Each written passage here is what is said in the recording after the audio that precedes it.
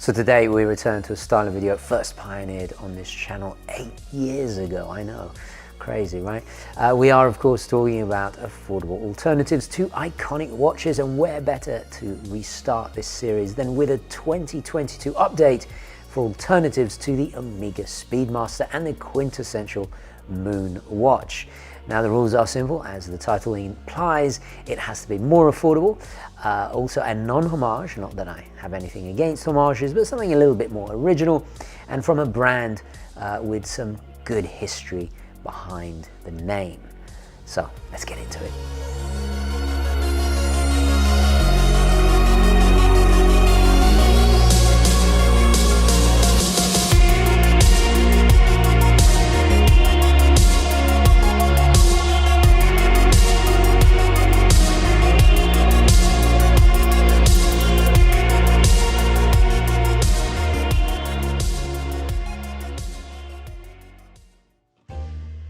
Before we get into it, an important factor for you to remember when you're watching this video.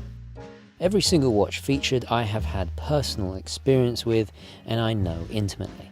Enough to recommend, obviously. That is extremely important when it comes to watches, and especially recommending them.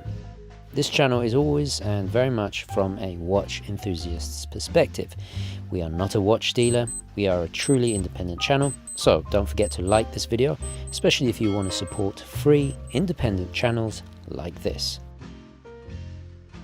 So today for my wristwatch check, it's the Squire 30 Atmos, my favorite watch. This is my limited edition TGV version. I have added the bracelet, which came out quite recently. Yeah, I've discussed it before. It is a shame about those hollow end links, but the bracelet, the rest of the bracelet is pretty good, I have to say.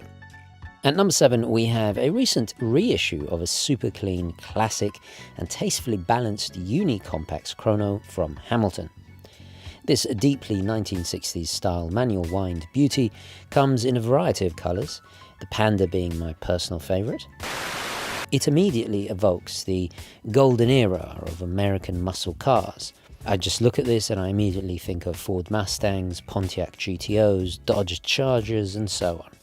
In fact, it would be right at home on Steve McQueen's wrist, far more than the wonderful Benrus field watch in that movie Bullet. But anyway, a video topic we have already covered. It's inspired by the 1969 Intramatic, only ever so slightly upscaled from 39mm to the current 40mm, along with all the modern materials you'd come to expect, like box sapphire, a gently aged faux patina, which is super luminova of course, and a super comfy but great Milanese mesh bracelet. You can save a few bucks and go with the strap option if you want. Inside is the redoubtable H51, which is a modified variant of the classic 7753. Basically what they've done is they've taken away the rotor and boosted the power reserve to 60 hours, and made exclusively for Hamilton by the Swatch Group, which of course own ETA. One of the best things about this watch, aside from its retro elegant looks, is the 100-meter water resistance, making it not just sartorially versatile with its looks, but also situationally very capable too, and great for everyday wear. In terms of negatives, I would say the 14.3mm height is a little bit tubby for my liking. I would have preferred it thinner, but this is typical for a chronograph, unfortunately. And at just over $2,000, I think it's fair in terms of value. So if this watch is so good, why haven't I reviewed it? Well, actually, I was going to. Sometimes with brands, they only allow you a certain amount of time with a watch. Unfortunately, I just ran out of time. However, I can say this, I do recommend it. I love Hamilton. I've owned many Hamiltons, and this particular one is excellent. So it definitely gets high marks and inclusion on this list. At 6, we have a watch we recently reviewed on the channel, and it has to be one of the most versatile chronographs ever made. The highly underrated Swiss brand made history with the original Nevada Gretchen Chronomaster in 1963, as it was the first deliberately designed to be a do-it-all sports chronograph to handle land, sea and air.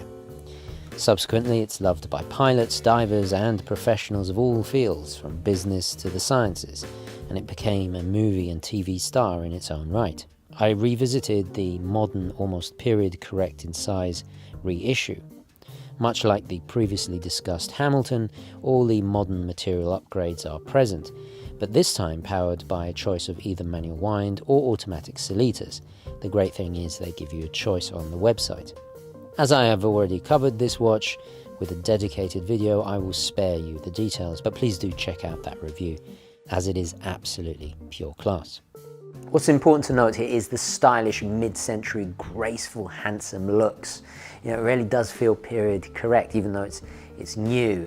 It gives you that speedy feel, but without being a carbon copy. It has its own identity, has its own heritage. It's an icon for the watch enthusiast in the know. And beyond that, the quality is exquisite, and I think it is fairly priced. At number 5 is perhaps the most uniquely unconventional and therefore unusual watch in the lineup. Citizen needs no introduction. They are one of the world's biggest manufacturers of watches with a ton of rich history to their name. Citizen did not invent the bullhead chrono. The brands that initially released them were in the 1960s and were actually Swiss, but the Japanese soon followed with more affordable options, as they tend to do. The most successful of which was the Citizen in the early 1970s, with the now legendary 8110. A recent resurgence of interest in this style peaked with the actor Brad Pitt when he wore one in the Tarantino-directed movie Once Upon a Time in Hollywood from 2019. One interesting bit of trivia from the film is that it's set in 1969, making the appearance of this watch actually an anachronism. But who cares, the whole movie is a big warm bath of overindulgent nostalgia anyway, and jolly good fun too. Oh, the shooting! I love that stuff, you know, the killing. A lot of killing. Anybody order fried sauerkraut? Crown you Nazi bastards! Obviously the name derives from the flanking pushers either side of the 12 o'clock crown, which resembles the horns on a face. Designed specifically for racing car drivers so they could keep one hand on the wheel and operate the pushers more ergonomically. There have been countless reissues, but the most recent eco-drive powered Suno bullhead is perhaps the best yet, and typically found for an absolute steal under $500. Unlike its progenitors, it takes full advantage of the solar quartz technology. We are talking about eco-drive, of course, and gives you a 1/5 of a second chronograph, alarm, tachymeter. Also, it's an instantaneously flyback chrono. There's a power reserve and a date, with a choice of really interesting colors and very refreshing dial designs. The main negative here is their 45mm diameter, humongous size, and they wear large as well.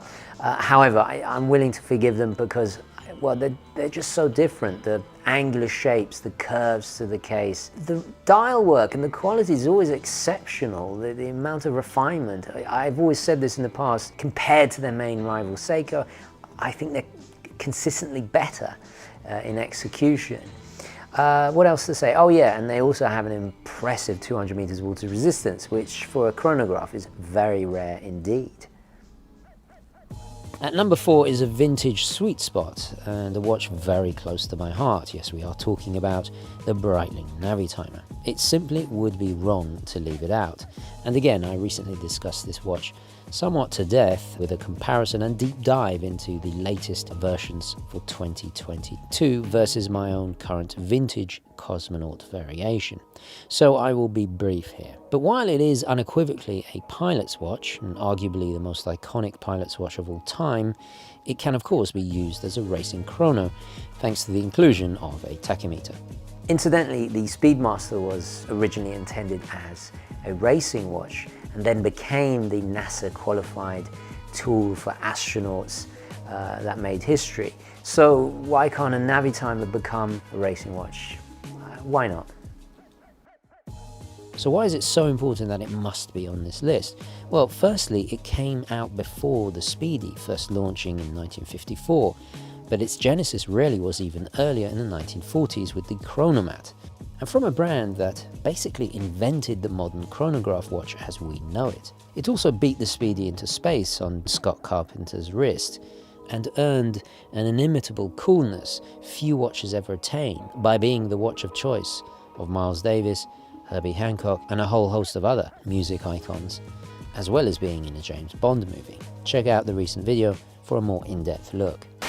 So as you saw in my latest Navitimer video, the new B01 equipped Navitimers are substantially more than a Speedmaster, but for half the price of a Speedmaster, you can go vintage and you can get a cosmonaut like mine for between 3 and 4. You could definitely buy quartz vintage Navitimers, there's a whole bunch of them. Maybe even an automatic for substantially less than a brand new Speedmaster. So that's why it is still my vintage sweet spot or vintage choice in today's video.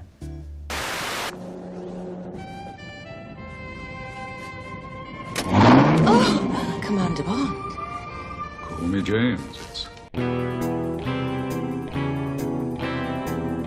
5 days to Alaska. At number 3, it's Seiko. What did you expect? Seiko have a history of involvement with sports timing and racing few brands can compete with. Not to mention collaborations with the world's most renowned car designer of all time, Giorgetto Giugiaro. I did a video all about their Speedmaster series, which in fact is 2 words and not 1, interestingly. Those watches were from the 1980s, the choice of Ayrton Senna before his Tag Heuer days, and immortalized in eternity by James Cameron in the epic Aliens movie via what's now known as the Ripley variation. I really feel Seiko does not get the credit they deserve when it comes to chronographs. I mean, look at the vast, varying different types they offer. You've got the Pogue, which famously went into space.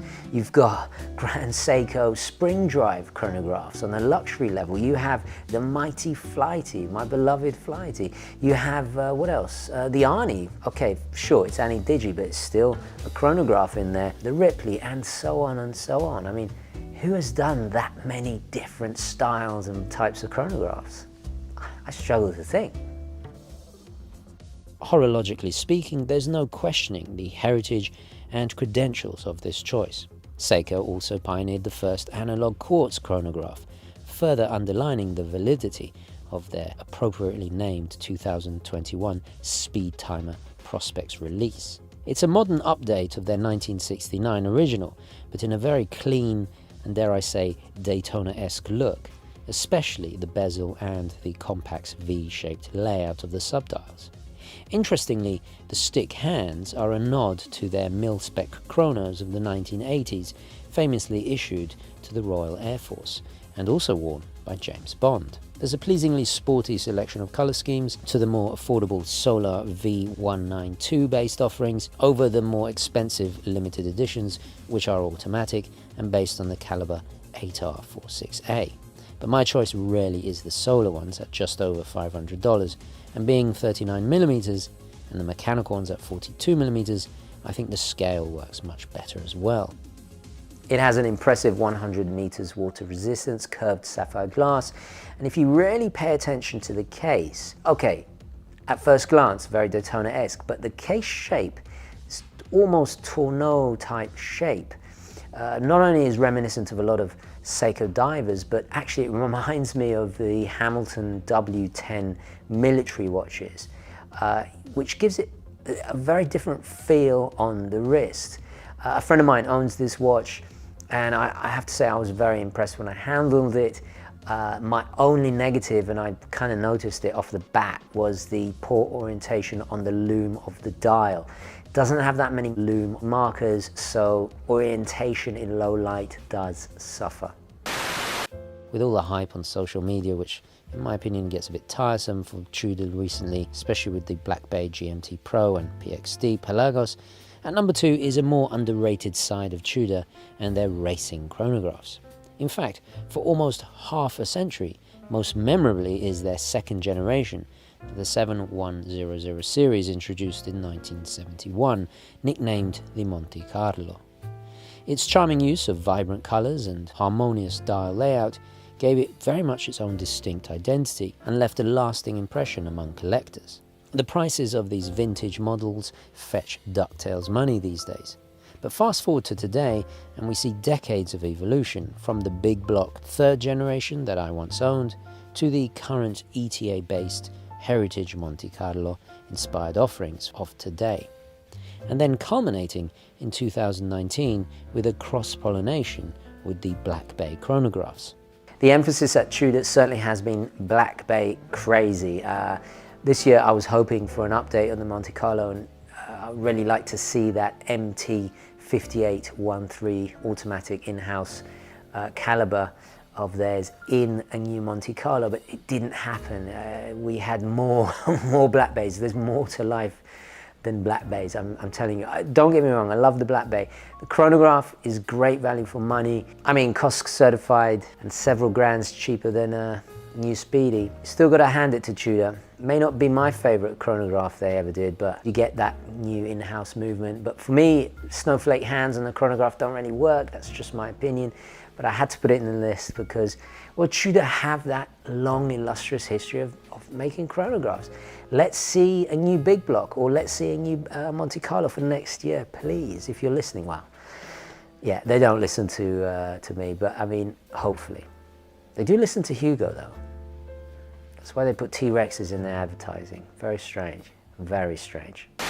Wait, what was that? Time. Go back a minute. You don't need time. Landscape, water, plants, T-Rex. Time to head back home, maybe. What on earth So, is going explore on? your world. Exploring takes time. Tudor Born to dare. with dinosaurs? At number one, it can only be Fortis. This highly underrated Swiss brand is a true watch enthusiast's dream. Still independent to this day, with a history that spans over a century of innovation, from producing the first automatic watches with British horologist John Harwood, to being the official choice of dozens of elite military air forces and space agencies around the world. It's a column wheel chronograph. We call it Werk 17. And that's the caliber actually we're going to send up to 30 kilometers to test whether it's going to resist in space or not. While Amiga may endlessly exploit achievements in space that happened decades ago, Fortis today are still pushing ahead in new frontiers. So just in case you missed the millionth limited edition Snoopy Doopy Dark Side of the Moon ceramic, not ceramic, God knows, swatch, moon phase, whatever, they went to the moon, did you know? This year, in 2022, they became the first watchmaker ever to successfully test their new Work 17, which is a column wheel based chronograph caliber in space. This was in order to understand the effects and rigors during an EVA or space flight. Everything has to be designed in a way that it will withstand those conditions and for a long time. So everything around the infrastructure which you need to provide to test these watches in space need to withstand the environment as well. So it is a challenge. No other watch brand has ever done this, and certainly not to this scale. The fact that you can buy a watch with a movement actually tested in the stratosphere for less than a Speedmaster is an amazing value proposition, let alone a conversational piece, and if you actually are going into space, you can rest assured it's going to work. We will pass on the way quite low temperature regions, so up to or down to minus 50, 60 degrees. We are definitely in the conditions very close to space. The dial of the new Stratoliner itself is designed for the next generation of space travelers, with loomed sections representing takeoff, release, re-entry and landing times. They are executed in a minimalist style, with a very retro chic sci-fi aesthetic that makes me think of 2001, to be honest, especially those sexy lugs. The Fortis as a brand rivals any of their Swiss luxury counterparts in quality, materials, heritage, performance and specification. At the end of the day, is the watch coming back safely, and is it still accurate? And I think that's the main point, We're doing it for people, who travel that in the future, who go for space tourism like Virgin Galactic. Now, if you'd like to see the full documentary, I highly recommend having a look at the Fortis YouTube channel. You can see this quite amazing little mini documentary in its entirety. For those of you interested in space, engineering, and of course horology, I highly recommend checking it out. I will leave a link in the description. So as you can imagine, testing your movements in space, there's not many of these watches about because, well, You have to send a balloon every time you test the movement. So I couldn't borrow one to review, but I can recommend them because Fortis is amazing. And you can still get a vintage one like mine in 38mm with tachymeter on the bezel for less than the Speedy. I call mine the Speedy Killer with that legendary Lemania 5100 movement. I've done millions of, not millions, but I've done a lot of videos about them, so have a look back. So you're probably wondering why I didn't want to highlight the Dan Henry 1962 that I proudly own. This very affordable $270 watch is mostly sold out now, and I also feel I've covered it to death, so hence its absence on the list. There is the Longines Heritage Chronos. These are ultra 1940s influenced and very stylish indeed. 40mm automatic and feature striking tuxedo dial and stunning blued hands that will have you lusting after an Art Deco Roadster just to match it.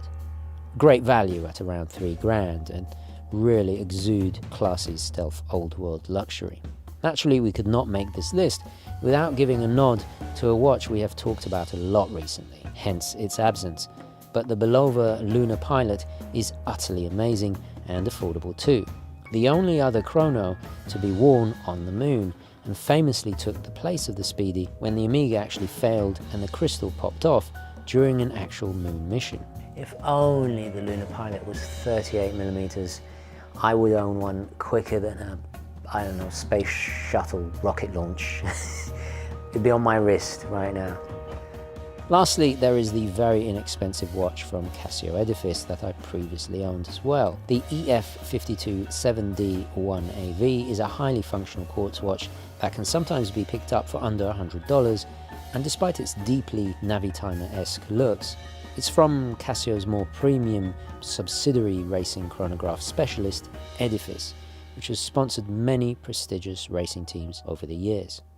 So there we are, there are my recommendations. Of course, I could only mention a few, but do share yours in the comments. Let's try and help out as many people as we can. Oh, and please don't forget to like this video. It's the best way to support the channel. Thank you so much for watching, and I will catch you in the next one. Onwards and upwards. Ciao.